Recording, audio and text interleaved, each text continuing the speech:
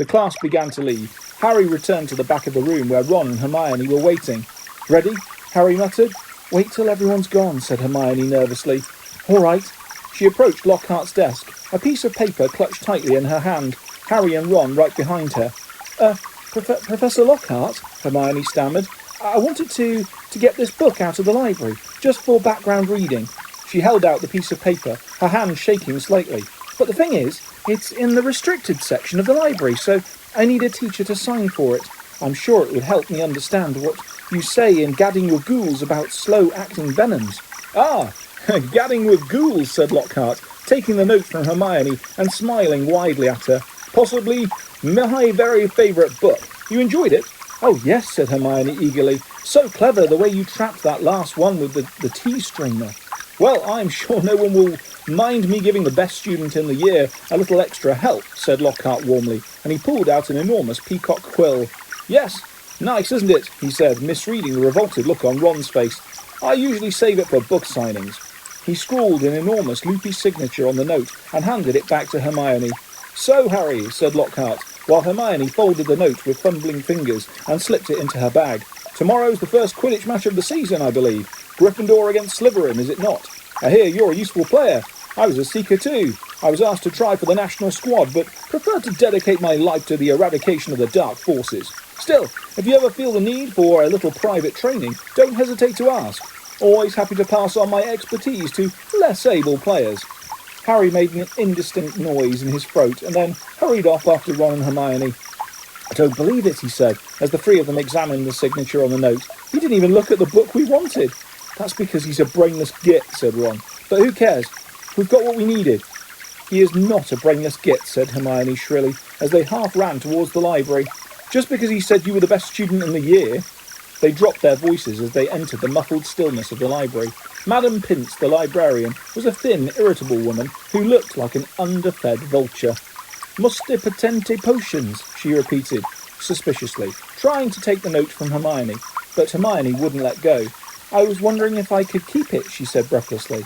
"Oh, come on," said Ron, wrenching it from her grasp and thrusting it at Madame Pince. "We'll get you another autograph. Lockhart will sign anything if it stands still long enough." Madame Pince held the note up to the light, as though determined to detect a forgery, but it passed the test.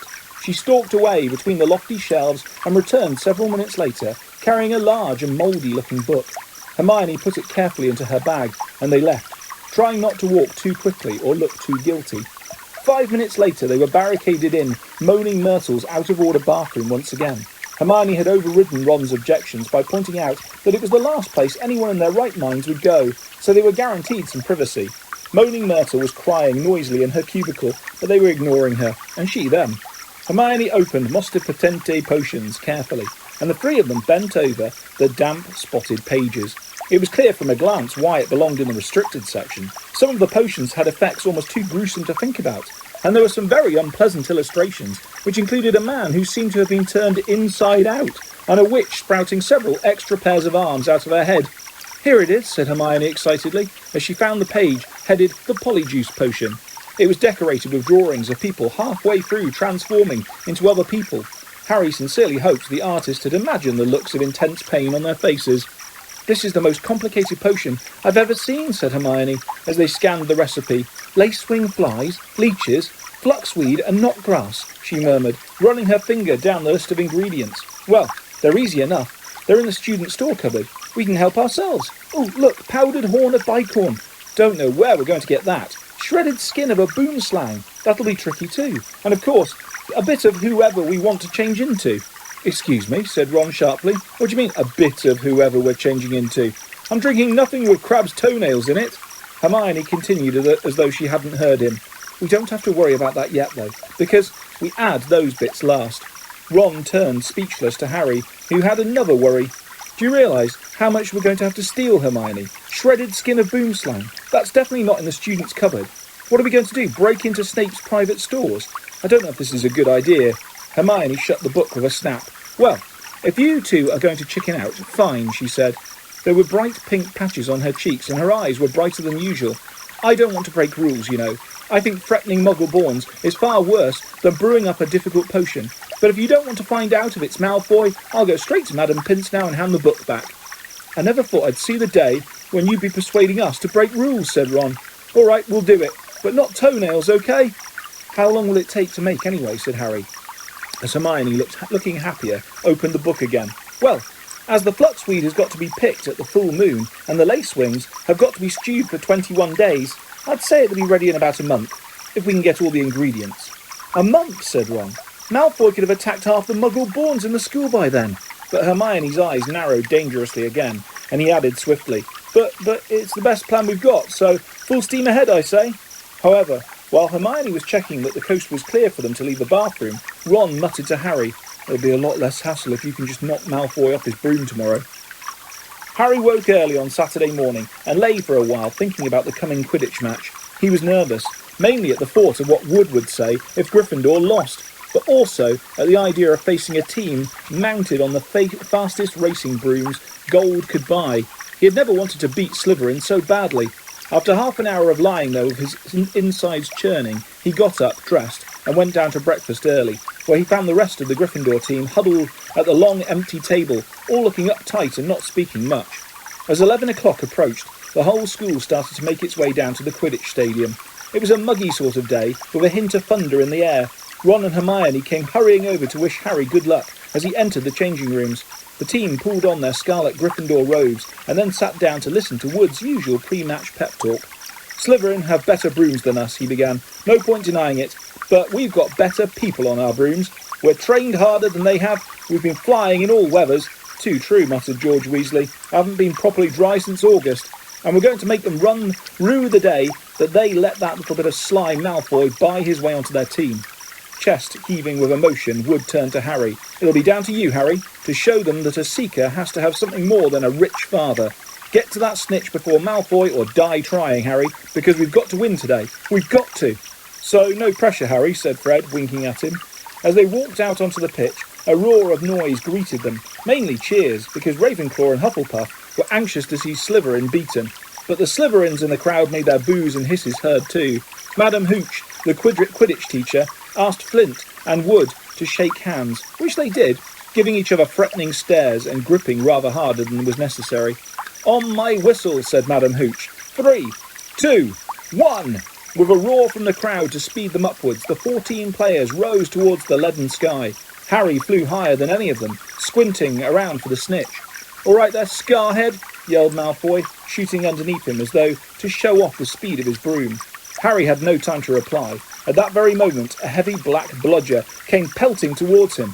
He avoided it so narrowly that he felt it ruffle his hair as it passed.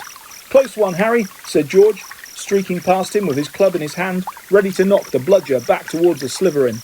Harry saw George give the bludger a powerful whack in the direction of Adrian Pusey, but the bludger changed direction in mid-air and shot straight for Harry again.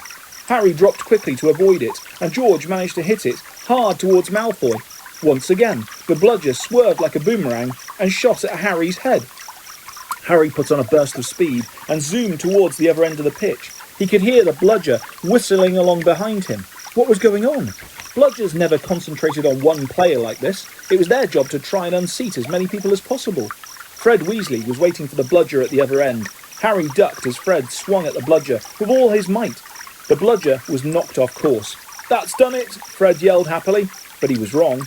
As though it was magnetically attracted towards Harry, the bludger pelted after him once more, and Harry was forced to fly off at full speed. It had started to rain. Harry felt heavy drops fall onto his face, splattering onto his glasses.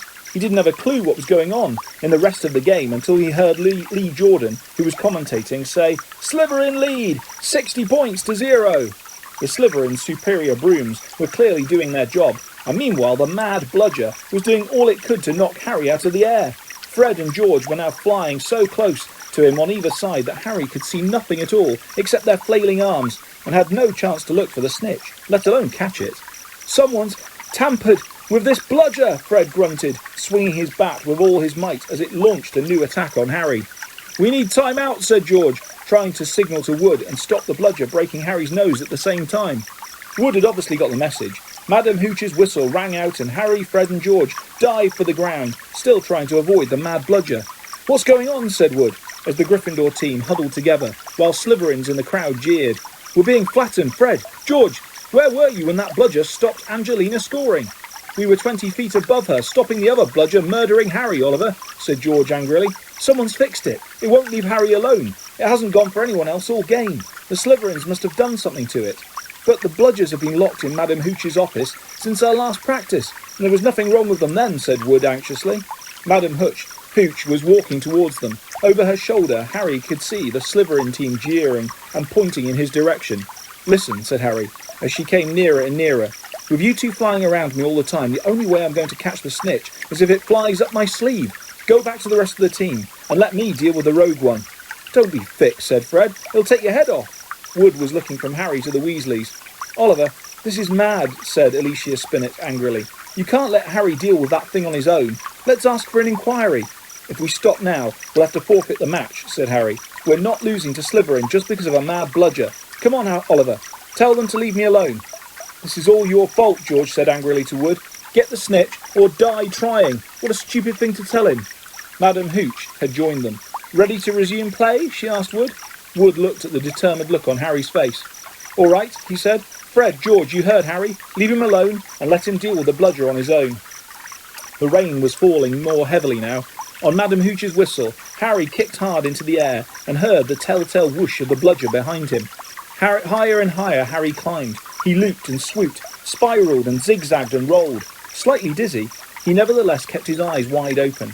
Rain was speckling his glasses and ran up his nostrils as he hung upside down, avoiding another fierce dive from the bludger. He could hear laughter from the crowd. He knew he must look very stupid, but the rogue bludger was heavy and couldn't change direction as quickly as he could. He began a kind of roller coaster ride around the edges of the stadium, squinting through the silver sheets of rain to the Gryffindor goalposts, where Adrian Pusey was trying to get past Wood. A whistling in Harry's ear told him the bludger had just missed him again. He turned right over and sped in the opposite direction. Training for the ballet, Potter, yelled Malfoy, as Harry was forced to do a stupid kind of twirl in mid-air to dodge the bludger. Off Harry fled, the bludger trailing a few feet behind him, and then, glaring back at Malfoy in hatred, he saw it. The golden snitch. It was hovering inches above Malfoy's left ear, and Malfoy, busy laughing at Harry, hadn't seen it. For an astonishing moment, Harry hung in mid-air, not daring to speed towards Malfoy, in case he looked up and saw the snitch. Wham! He had stayed still a second too long. The bludger had hit him at last, smashing into his elbow, and Harry felt his arm break. Dimly, dazed by the searing pain in his arm, he slid sideways on his rain-drenched broom, one knee still crooked over, his right arm dangling, useless at his side. The bludger came pelting back for a second attack, this time aiming at his face. Harry swerved out of the way, one idea firmly lodged in his numb brain. Get to Malfoy. Through a haze of rain and pain, he dived for the shimmering, sneering face below him and saw its eyes widen with fear. Malfoy thought Harry was attacking him. What the? He gasped, careering out of Harry's way. Harry took his remaining hand off his broom and made a wild snatch. He felt his fingers close on the gold snitch, but was now only gripping the broom with his legs, and there was a yell from the crowd below as he headed straight for the ground, trying hard not to pass out. With a splattering thud, he hit the mud and rolled off his broom. His arm was hanging at a very strange angle. Riddled with pain, he heard, as though from a distance, a good deal of whistling and shouting. He focused on the snitch clutched in his good hand. "Ah," he said vaguely, "we've won!" And he fainted. He came around, rain falling on his face, still lying on the pitch, with someone leaning over him. He saw a glitter of teeth. "Oh no, not you," he moaned. "Doesn't know what he's saying," said Lockhart loudly to the anxious crowd of Gryffindors pressing around them. "Not to worry, Harry, I'm about to fix your arm." "No," said Harry, "I'll keep it like this, thanks." He tried to sit up, but the pain was terrible. He heard a familiar clicking noise nearby. "I don't want a photo of this, Colin," he said loudly. "Lie back, Harry," said Lockhart soothingly. "It's a simple charm I've used countless times." Why can't I just go to the hospital wing?" said Harry, through clenched teeth. "He should really, Professor," said a muddy Wood, who couldn't help grinning even though his seeker was injured. "Great capture, Harry. Really spectacular. Your best yet, I'd say." Through the thicket of legs around him, Harry spotted Fred and George Weasley wrestling the rogue bludger into a box. It was still putting up a terrific fight. "Stand back," said Lockhart, who was rolling up his jade-green sleeves. "No, don't," said Harry weakly. But Lockhart was twirling his wand and a second later had directed it straight at Harry's arm. A strange and unpleasant sensation started at Harry's shoulder and spread all the way down to his fingertips. It felt as though his arm was being deflated. He didn't dare look at what was happening. He had shut his eyes, his face turned away from his arm, but his worst fears were realised as the people above him gasped and Colin Creevey began clicking away madly.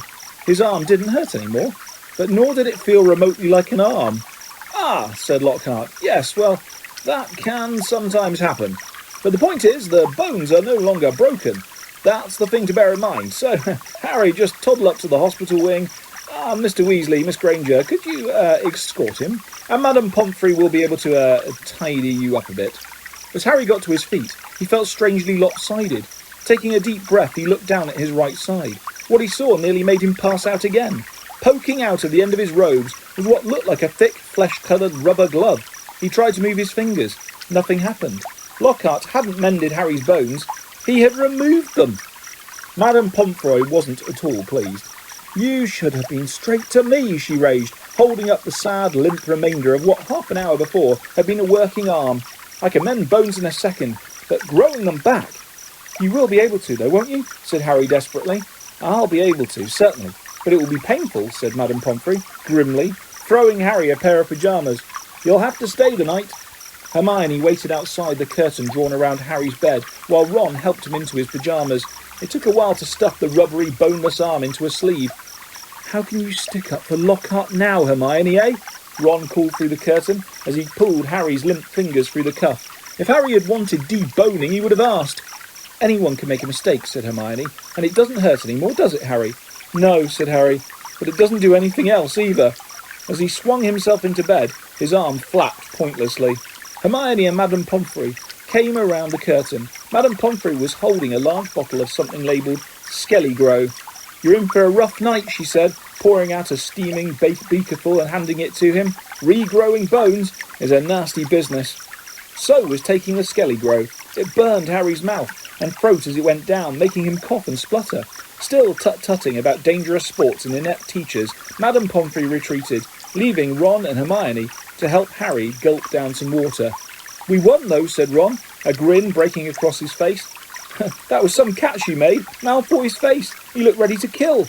"I want to know how he fixed that bludger," said Hermione darkly. "We can add that to the list of questions we can ask him when we've taken the Polyjuice potion," said Harry, sinking back into his pillows. "I hope it tastes better than this stuff." "If it's got bits of Slytherins in it, you've got to be joking," said Ron. The door of the hospital wing burst open at that moment. Filthy and soaking wet, the rest of the Gryffindor team had arrived to see Harry. "Unbelievable flying, Harry," said George. "I've just seen Marcus Flint yelling at Malfoy. Something about having the snitch on top of his head and not noticing. Malfoy didn't seem too happy." They had brought cakes, sweets and bottles of pumpkin juice. They gathered around Harry's bed and were just getting started on what promised to be a good party when Madame Pomfrey came storming over, shouting, "This boy needs rest. He's got 33 bones to regrow. Out! Out!" And Harry was left alone, with nothing to distract him from the stabbing pains in his limp arm. Hours and hours later, Harry woke quite suddenly in the pitch blackness and gave a small yelp of pain. His arm now felt full of large splinters.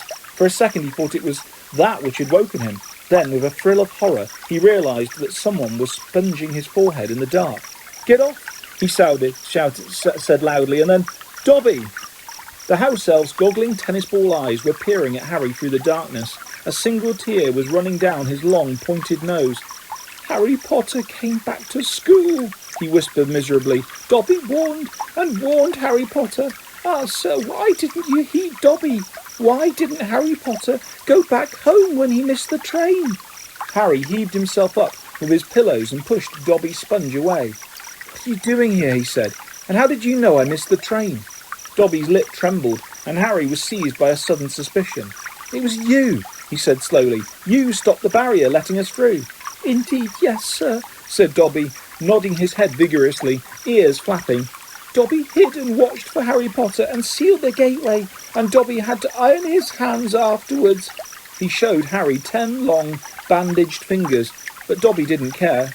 Dobby didn't care, sir, for he thought Harry Potter was safe, and never did Dobby dream that Harry Potter would get to school another way." He was rocking backwards and forwards, shaking his ugly head. "Dobby was so shocked when he heard Harry Potter was back at Hogwarts. He let his master's dinner burn. Such a flogging Dobby never had, sir. Harry slumped back into his pillows. You nearly got Ron and me expelled, he said fiercely. You'd better clear off before my bones come back, Dobby, or I might strangle you. Dobby smiled weakly. Dobby is used to death threats, sir. Dobby gets them 5 times a day at home. He blew his nose on a corner of the filthy pillowcase he wore, looking so pathetic that Harry felt his anger ebb away in spite of himself. Why do you wear that thing, Dobby? He asked curiously. This, sir, said Dobby, plucking at the pillowcase. 'Tis a mark of a house elf's enslavement, sir. Dobby can only be freed if his masters present him with clothes, sir. The family is careful not to pass Dobby even a sock, sir, but then he will be free to leave their house forever. Dobby mopped his bulging eyes and said suddenly, Harry Potter must go home. Dobby thought his bludger would be enough to make...